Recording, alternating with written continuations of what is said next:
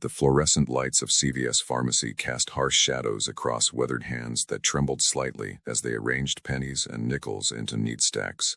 Marine Corps veteran James "Doc" Morrison, his Purple Heart pin barely catching the light on his worn jacket, counted each coin with quiet determination. Behind him, a line of customers shifted impatiently, but one man stood motionless, watching. Joe Rogan had only stopped in for some vitamins, but something about the elderly veteran's dignified struggle pierced through the ordinary afternoon. The old man's fingers fumbled, sending coins scattering across the counter. "I'm sorry," he mumbled to the cashier, his voice thick with embarrassment. "Just need to get my heart medication." His weathered face flushed as he bent to retrieve the fallen coins, his movements stiff from old combat injuries. That's when Joe stepped forward, his characteristic intensity softened by compassion. What happened next would remind everyone present of humanity's capacity for spontaneous kindness, and spark a chain of events that would transform not just one life, but an entire community. Before we continue, if you enjoy stories about everyday heroes and acts of kindness that change lives, make sure to click that subscribe button. This is the best way for you to support our work and never miss another inspiring true story. Thank you very much, and let's continue. Joe had built his career on being real, cutting through pretense and speaking hard truths. But watching this proud veteran counting coins for life-saving medication struck a chord that went beyond words. He remembered his father's stories about serving, about the brotherhood forged in impossible circumstances, about promises made to leave no one behind. The weight of those memories pressed against his chest as he watched the elderly veteran struggle with dignity. "Sir," Joe said, stepping forward with quiet respect, "please, let me help." His voice carried the same authenticity that millions of listeners had come to trust, but with a gentleness rarely heard on his podcast. The veteran straightened up slowly, pride warring with necessity in his eyes. His movements spoke of decades of discipline, of a man accustomed to standing tall despite the weight of years and memories. "I appreciate it, son, but I can manage. Always have." The words came out steady, but his hands told a different story as they trembled over the scattered coins. The young cashier, Sarah Martinez, had been watching the scene unfold with increasing discomfort. She'd seen Doc Morrison come in before, always on the 15th of the month, always counting out exact change with meticulous care. She'd wanted to help, but corporate policy and minimum wage reality had kept her silent. Now, watching Joe Rogan step forward, she felt something shift in the air of the fluorescent-lit pharmacy. Joe noticed how the man's hands shook slightly as he tried to gather the scattered coins. The prescription paper on the counter caught his eye, a crucial heart medication with a price tag that would make most people wince. Looking closer, he saw the name patch on the veteran's jacket. Morrison J. Combat Medic. The fabric was worn but immaculately clean, speaking to a lifetime of professional pride. "You were a combat medic?" Joe asked, genuine interest lighting his features. He'd interviewed countless veterans on his podcast, but something about Morrison's quiet dignity cut through all pretense. The old veteran's eyes gained a distant look, focused on something far beyond the pharmacy's sterile aisles. "3 tours in Vietnam. Patched up more boys than I can count. Some made it home, some didn't. But we never left anyone behind if we could help it." His voice carried the weight of countless battlefield decisions, of lives saved and lost under impossible conditions. Morrison's gaze drifted to a young mother in line behind them, struggling to keep her toddler entertained while clutching a prescription of her own. The same instinct that had driven him through battlefield triage kicked in, and he started to step aside. "Maybe we should let these other folks go ahead." That's when Joe made a decision that would ripple far beyond that moment. He turned to the pharmacist, his voice carrying the same conviction that had built his career, uncovering his prescription, and set up an account for him. All his medications, for as long as he needs them. The words came naturally, driven by something deeper than charity. The veteran started to protest, but Joe held up a hand. "Sir, you spent years saving others. Let someone else take point for a while." The military phraseology wasn't lost on Morrison, whose expression shifted subtly with recognition. Behind the counter, the pharmacist, Dr. James Chun, felt his professional detachment crack. He'd been dispensing medications for 30 years, watching the rising costs force impossible choices on his patients. Morrison's situation wasn't unique. He'd seen countless veterans struggling with similar challenges, but something about this moment, about the unexpected intersection of lives in his pharmacy, felt different. What followed wasn't just a podcast episode, it became a watershed moment in veteran advocacy. For 3 intense hours, Doc Morrison shared not just his own story, but the stories of countless others he'd encountered through his years of service. He spoke of young Marines who'd returned home with invisible wounds, of medics who couldn't afford the very medications they once administered to others, of a system that seemed designed to wear down the very people it was meant to support. "You know what gets me?" Morrison said during a particularly poignant moment in the interview. "It's not just about the money, it's about feeling forgotten. When you're young and in uniform, everyone calls you a hero. But when you're old and broken, counting coins at the pharmacy counter, well, that's when you learn what society really thinks about its heroes." The podcast audience responded with unprecedented engagement. Veterans called in from across the country, sharing their own experiences. But it was a call from a retired pharmaceutical executive that changed everything. "I've been in this industry for 40 years, the caller said, "and I've never heard our failures explained so clearly. We need to do better. Let me help." The call led to a series of meetings that would reshape veteran healthcare access. Joe leveraged his platform and connections, bringing together key players from the pharmaceutical industry, veteran advocacy groups, and healthcare providers. But he insisted that Doc Morrison be at the center of every discussion, ensuring that real veteran experiences guided every decision. The foundation they created, Doc's Promise, became more than just another charity. It evolved into a comprehensive support network that addressed not just medication costs, but the entire ecosystem of veteran healthcare. Local chapters sprouted up across the country, each one staffed primarily by veterans helping veterans. Morrison's experience as both a combat medic and civilian paramedic proved invaluable in shaping the Foundation's approach.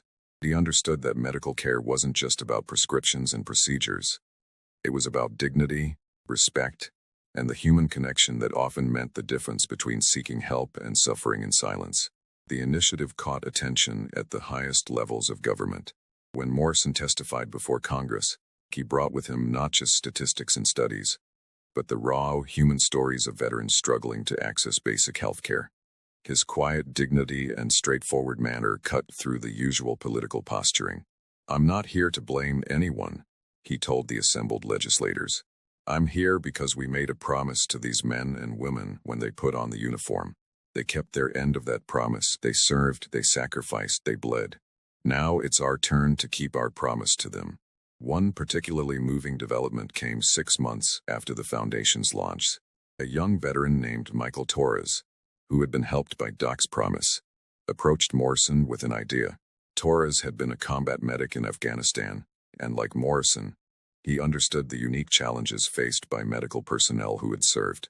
"When you're trained to save lives," Torres explained during a Foundation meeting, "you never really stop being a medic. But what happens when you can't even take care of yourself?" His words struck a chord with Morrison, who had lived that very struggle. Together, they developed a specialized program within Doc's Promise specifically for former military medical personnel. The Medic Support Network became a crucial component of the Foundation's work, recognizing the distinct psychological and physical challenges faced by those who had carried the burden of saving lives in combat zones. The program's success caught the attention of Dr. Sarah Chun, daughter of the pharmacist who had witnessed that first interaction between Joe and Morrison. Having grown up hearing her father's retelling of that day, she had been inspired to pursue a career in veteran healthcare. Now, as a practicing physician, she brought her expertise to the Foundation. "What many people don't understand," Dr. Chin explained during a Foundation symposium, "is that the medical needs of veterans are often uniquely complex. It's not just about prescribing medication. It's about understanding the interconnected nature of their physical and psychological challenges." This insight led to the development of comprehensive health centers within larger Doc's Promise facilities. These centers employed medical professionals who specialized in veteran care, creating environments where veterans felt understood and respected. The waiting rooms featured photographs and memorabilia from different eras of service, making them feel more like gathering places than sterile medical facilities. Joe Rogan's continued involvement proved crucial to the foundation's growth. He didn't just lend his name to the cause, he remained actively engaged, regularly visiting different chapters and using his platform to share success stories. His authentic approach resonated with viewers and listeners, helping to maintain public interest and support long after the initial excitement had faded. "You know what amazes me?" Joe said during a follow-up interview with Morrison. "We talk about butterfly effects, how small actions can have huge consequences. But usually we only see that looking backward. That day in the pharmacy watching you count those coins. Something just felt different, like we were standing on the edge of something important." Morrison nodded, understanding. "In combat, you learn to trust your instincts. Sometimes the smallest detail, a footprint that looks wrong, a silence that feels off, can mean the difference between life and death. Maybe it's the same in civilian life. The important moments don't always announce themselves with fanfare." The Foundation's impact began to show in unexpected ways. Local emergency rooms reported decreased visits from veterans in crisis, as more found consistent access to preventive care through Doc's Promise. Police departments noted fewer incidents involving veterans in distress, as the Foundation's mental health support networks provided crucial intervention services. One particularly innovative program emerged from Morrison's experience as a paramedic. The Foundation launched mobile medical units, specially equipped vehicles staffed by veteran healthcare providers that could reach those unable or unwilling to seek help in traditional settings. These units became especially vital in rural areas, where access to VA facilities was limited. The story of Doc's Promise began attracting international attention. Healthcare providers from other countries reached out, seeking to understand and replicate the model. Morrison found himself traveling to conferences, sharing the Foundation's approach with medical professionals and veteran advocates from around the world. "It's funny," he reflected during one such conference in London. "All those years in Vietnam, all those nights on the streets as a paramedic, I thought I was just doing my job. Never imagined I'd be here, helping to change how the world thinks about veteran care." The impact of Doc's Promise continued to grow in ways nobody could have predicted. Major pharmaceutical companies, inspired by the Foundation's success, began developing veteran-specific assistance programs. Medical schools added specialized courses in veteran healthcare, with Morrison often invited as a guest lecturer to share his unique perspective spanning combat medicine, civilian emergency response, and healthcare advocacy. The Foundation established the annual Morrison Medal, awarded to individuals who demonstrated extraordinary commitment to veteran healthcare and support. The first recipient was a young pharmacist in rural Montana who, after hearing Morrison's story on Joe's podcast, had started a mobile pharmacy service for homebound veterans in her community. "I never wanted recognition," Morrison said at the award ceremony, his voice thick with emotion. "But if sharing our story inspires others to take action, then maybe that's the real medicine we need. The knowledge that we can all make a difference, one small act of kindness at a time." Joe Rogan continued featuring updates about the Foundation on his podcast, but he always made sure to keep the focus on the veterans being helped rather than his own role. "You know what Dak taught me?" he would often say to his guests. "Real heroes don't wear capes or seek spotlight. Sometimes they're just standing in line at a pharmacy, trying to help others even when they need help themselves." As Morrison entered his 9th decade, his physical presence at Foundation events became less frequent, but his influence remained strong. The organization had grown far beyond its original mission of helping veterans afford medication. It had become a comprehensive support network that addressed everything from mental health to job training, housing assistance to family support. The Foundation's headquarters, a modern building in downtown Boston, featured a wall-sized photograph of that CVS pharmacy where it all began.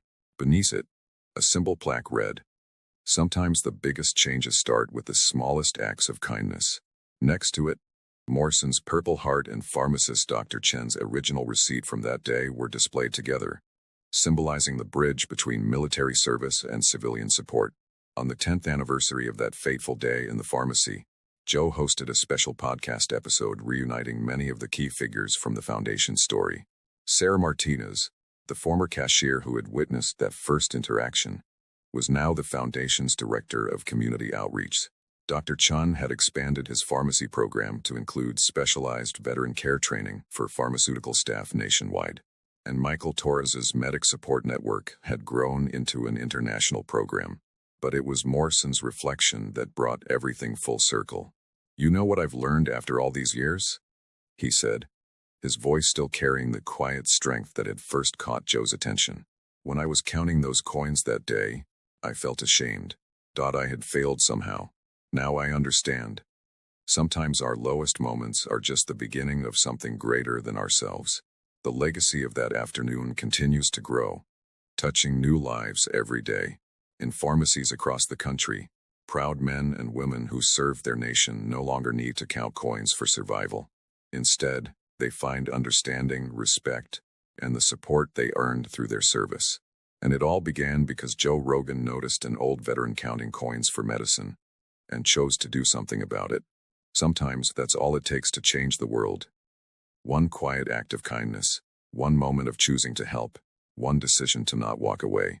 As Doc Morrison often says, in medicine and in life, the most important thing isn't the cures we achieve, but the care we show along the way.